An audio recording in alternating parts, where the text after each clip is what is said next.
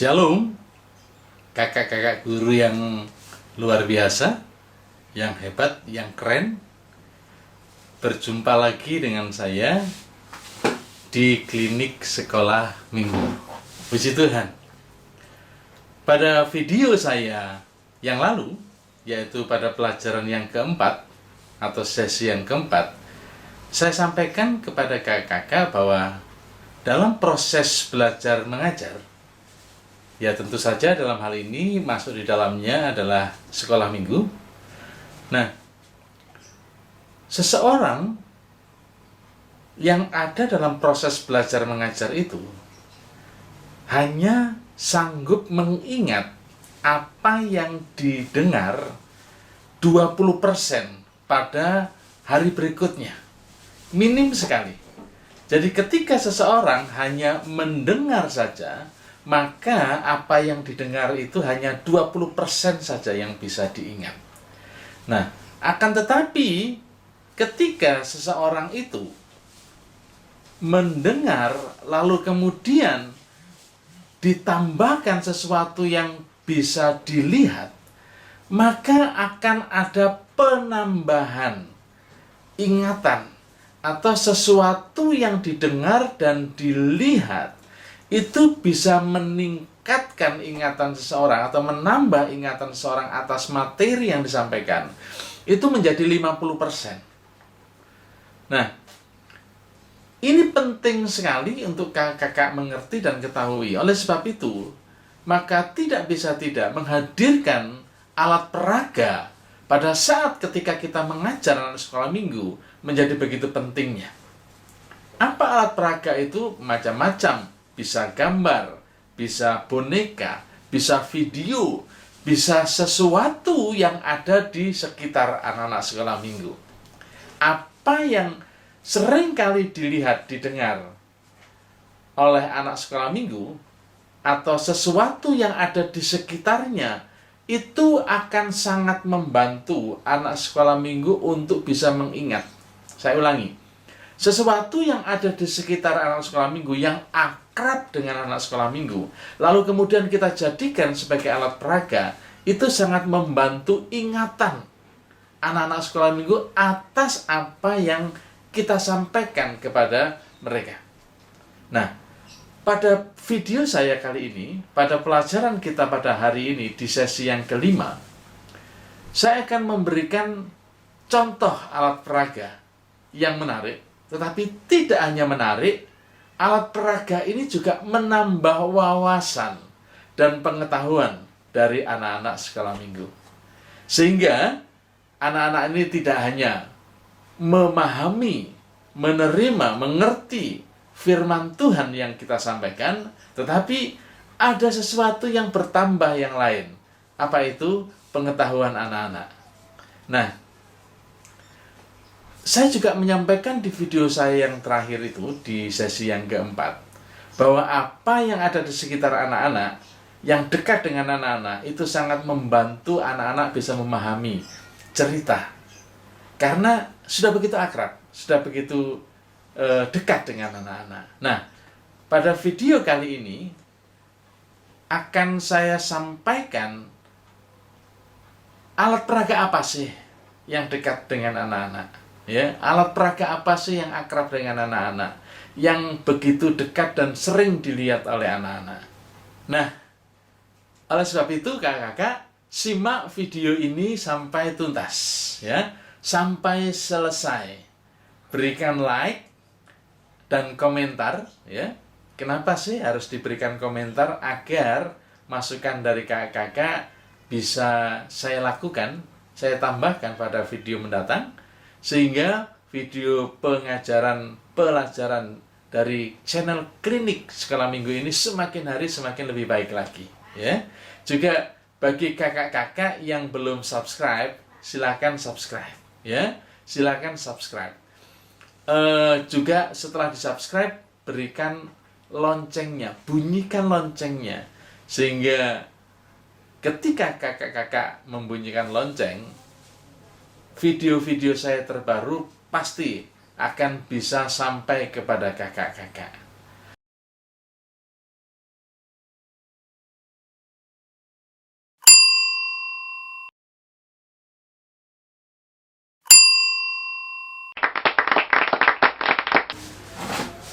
Oke, kakak-kakak yang hebat, yang luar biasa, yang keren. Ingat ya, ini baru kali ini loh ya. Di akhir video ini ada kuisnya loh. Disediakan hadiah.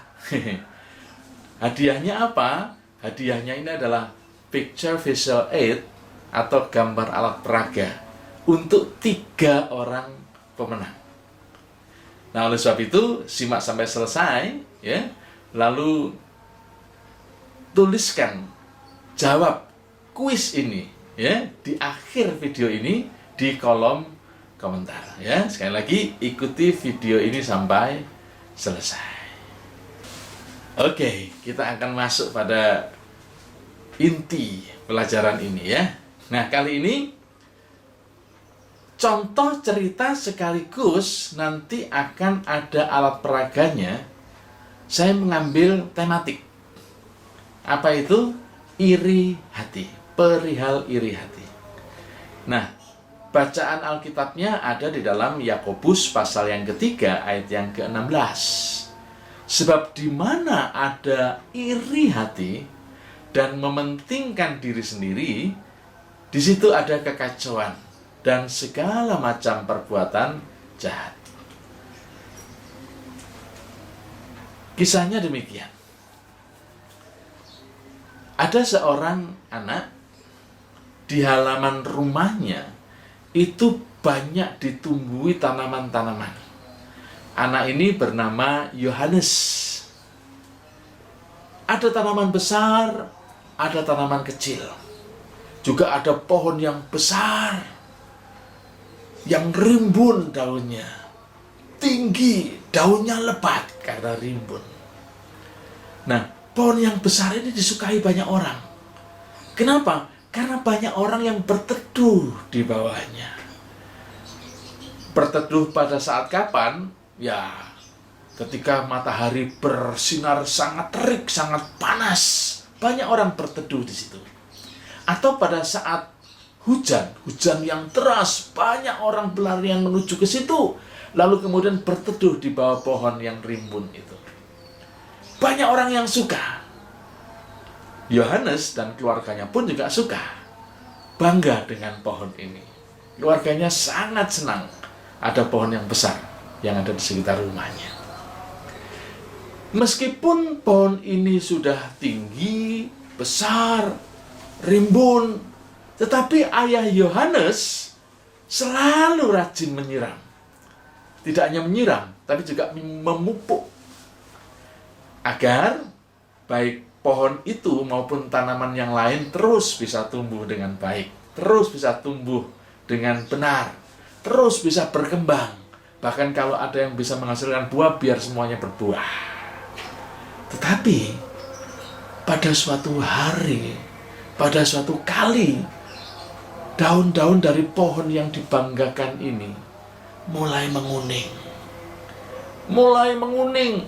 Dan beberapa ranting dan batangnya juga mulai kering. Wah, ada apa ya? Sedih sekali melihatnya. Nah, adik-adik, tumbuhan secara umum itu terdiri dari 3 bagian utama. Apa itu? Pertama, daun. Lalu yang kedua apa? Ya, batang. Ya, batang pohon itu. Dan yang ketiga apa kira-kira? Betul, akar. Nah, masing-masing punya tugas di tempatnya masing-masing. Akar bertugas untuk mencari dan mendapatkan makanan. Setelah mendapatkan makanan, makanan ini dibawa, disalurkan ke batang, ke ranting. Lalu kemudian dari situ dibawa ke daun. Untuk apa? Nah, di daun itulah bahan-bahan makanan ini dimasak, diolah oleh daun. Lalu setelah daun ini selesai mengolah, makanan ini kemudian disalurkan, didistribusikan kepada pohon yang lain atau pada batang itu melalui batang dan melalui rantingnya. Sehingga pohon ini tetap bisa menerima dan mendapatkan makanan setiap saat. Nah, kenapa pohon yang ada di depan rumah Yohanes mulai menguning, mulai kering, mulai layu? Ternyata ada ceritanya, adik-adik. Suatu kali daun terlihat cemberut. Biasanya daun ini periang. Biasanya daun ini sukacita, bergembira. Tetapi saat itu daun ini cemberut, daun ini cembetut. Lalu kemudian didatangi oleh batang. Batang ini kemudian bertanya kepada daun. Daun, kenapa cemberut? Kenapa cembetut? Lalu daun menjawab, ini tidak adil. Loh, kenapa? Apanya yang tidak adil? Tanya batang kepada daun. Coba lihat saja. Aku memasak makanan. Aku yang mengolah makanan. Tetapi aku setiap hari kepanasan. Matahari membakar tubuhku panas. Lalu kalau ada angin kencang, aku ditiup angin begitu kencang. Kalau ada hujan, aku kehujanan. Coba lihat, itu si akar tuh. Sambil menunjuk ke bawah itu si daun ya. Emang kenapa si akar? Tanya batang. Lihat tuh, dia tidak kepanasan. Dia ada di bawah terlindungi. Dia tidak kehujanan secara langsung. Dia tidak kena angin. Sedangkan aku semuanya kena. Lalu kemudian batang berkata kepada daun, loh, memang tugasnya kan begitu. Masing-masing dari kita mendapat tempat dan mendapat tugas sendiri-sendiri, tugas masing-masing. Pokoknya aku tidak mau, kata daun begitu. Pokoknya aku tidak mau. Aku mau berpindah tempat. Aku mau berpindah tugas. Tugasnya harus diganti. Kata-katanya tambah tinggi sekali, tambah kencang sekali. Wah, itu tidak mungkin, daun, kata batang dengan sabar. Pokoknya aku mau pindah tempat. Pokoknya aku mau berganti tugas. Akhirnya, adik-adik, daun dan akar berpindah tempat dan berpindah tugas. Meskipun hal itu tentu saja tidak mungkin. Betul tidak adik-adik? Iya, tidak mungkin. Tidak mungkin. Tidak mungkin berpindah tempat, tidak mungkin berpindah tugas. Tetapi karena daun ngotot keras hati, akhirnya mereka berpindah tempat. Betul, bagi akar tidak bisa melakukan tugas-tugasnya daun. Tidak bisa mengerjakan tugas-tugasnya daun. Nah, sedangkan daun apalagi? Dia harus menembus tanah. Baik tanah itu tanah yang lembek, baik itu tanah yang keras. Bahkan kalau ketemu batu harus ditembus. Untuk apa? Untuk mencari bahan makanan. Dia mencoba ke kiri, tidak bisa. Ketemu batu, ke atas tidak bisa, ke bawah tidak bisa. Kecapean dia. Akhirnya apa? Seluruh pohon itu tidak mendapatkan bahan makanan. Daun tidak bisa melakukan tugasnya. Nah, adik-adik, apa yang terjadi? Meskipun setiap hari pohon itu disiram dan dipupuk oleh Bapak Yohanes, tetapi karena tidak ada yang bisa membawa makanan, maka pohon itu tidak bisa makan, tidak bisa mendapatkan makanan. Maka pohon itu menjadi layu dan kemudian mengering. Nah, adik-adik, kenapa bisa seperti itu? Karena daun iri terhadap akar. Daun iri hati. Dia mau berpindah tempat, padahal tugasnya masing-masing ada di situ. Tadi firman Allah yang sudah kita baca di dalam Yakobus pasal yang ketiga ayat yang ke-16, sebab di mana ada iri hati dan mementingkan diri sendiri, di situ ada kekacauan. Daun berusaha iri hati, dia iri hati, lalu daun berusaha mementingkan dirinya sendiri. Apa yang terjadi? Kacau. Kacau. Tidak ada makanan yang bisa diambil, tidak ada makanan yang bisa dimakan, sehingga pohon itu menjadi layu dan mulai menjadi kering. Sebab itu, setiap ada iri hati, lalu mementingkan dirinya sendiri, pasti akan mendatangkan kekacauan. Nah, kakak mau tanya ini ya, di kelas ini ada yang suka iri hati apa enggak? Ayo, ada yang iri hati sama temennya? Ada yang iri hati sama kakaknya? Atau adiknya? Atau orang lain? Nah, kalau adik-adik iri, terus iri, maka pasti akan muncul kekacauan. Jangan ada yang iri hati ya. Ya, jangan ada yang iri hati. Nah, kakak-kakak, ini cerita meski juga alat peraganya adalah contoh. Ini contoh. Nah, silakan kakak-kakak mengembangkan untuk kisah atau cerita atau materi yang diambil dari Alkitab yang lain. Silakan dikembangkan. Saya sangat yakin kakak-kakak diberikan Tuhan oleh Tuhan kreativitas. Nah, dengan kreativitas itulah bisa dikembangkan alat peraga apa yang cocok untuk cerita-cerita selanjutnya. Oleh sebab itu, berdoalah kakak-kakak ya. Berdoalah sebelum mengajar anak-anak sekolah minggu. Berdoalah ketika melakukan persiapan. Karena saya sangat percaya pada saat kakak-kakak melakukan persiapan, ya, ketika kakak melakukan persiapan untuk cerita yang akan disampaikan, maka hikmat Tuhan akan turun, ya. Nah, kakak-kakak akan dituntun, dibimbing untuk mempersiapkan alat peraga dalam bentuk dan model yang lain yang pasti yang lebih menarik. Selamat mencoba. Tuhan Yesus memberkati. Nah, kakak-kakak, ini kuisnya, ya. Simak baik-baik. Video saya ini, yaitu klinik sekolah minggu, sudah ada 5 sesi dengan sesi yang kelima ini. Ya, ada 5 pelajaran di klinik sekolah minggu ini. Berarti sebelum video ini tentu ada 4 sesi yang sebelumnya.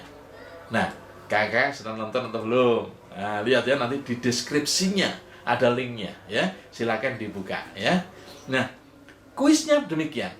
Sebutkan 3 judul, 3 saja ya. 3 saja ya. Dari pelajaran klinik sekolah minggu, dari video klinik sekolah minggu, dari 4 judul yang sudah saya tayangkan. Ya, saya ulangi. Sebutkan 3 judulnya ya.